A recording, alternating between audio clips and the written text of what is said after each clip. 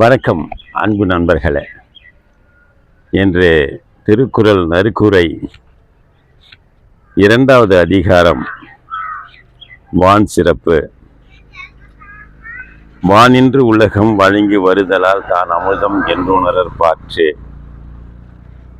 உலகிற்கே அமுதமாம் வான்மழை.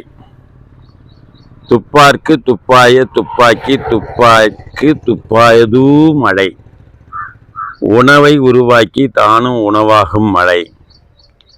வெண்ணென்று பொய்ப்பின் விரிநீர் வியனுலகத்து உள்ளிருந்து உடற்றும் பசி. மழை பொய்த்தால் உலகை வருத்தும் பசி.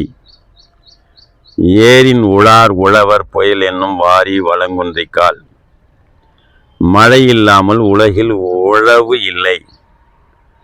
கெடுப்பதும் கெட்டார்க்கு சார்வாய் மற்றாங்கே எடுப்பதும் எல்லா மழை. பெய்யாது கெடுப்பதும் பெய்து வாழ வைப்பதும் மழை. விசும்பின் துளி விழியின் அல்லால் மற்றாங்கே பசும்புல் தலை காண்பு அரிதே.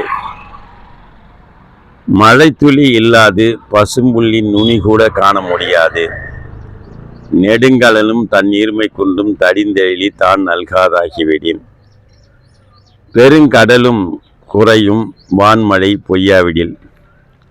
சிறப்போடு பூசனை சல்லாது வானம் வரக்கு மேல் வானோர்க்கும் ஈண்டு. வான்மழை பொய்த்தால் வானவர்க்கும் பூசை இல்லை. தானம் தவம் இரண்டும் தங்கா வியனுலகம் வானம் வழங்காதெனின். தானமும் தவமும் தவறும் வானம் நீர் வழங்காவிடின். நீரின்றி அமையாது உலகெனின் யார் யாருக்கும் வான் என்று அமையாது ஒழுக்கு. மழையின்றி உலகமும் ஒழுக்கமும் நிலை பெறாது.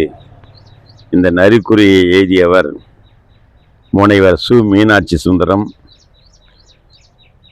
பெரியகுளம் அரசு உயர்நிலைப்பள்ளியினுடைய தலைமை ஆசிரியர்.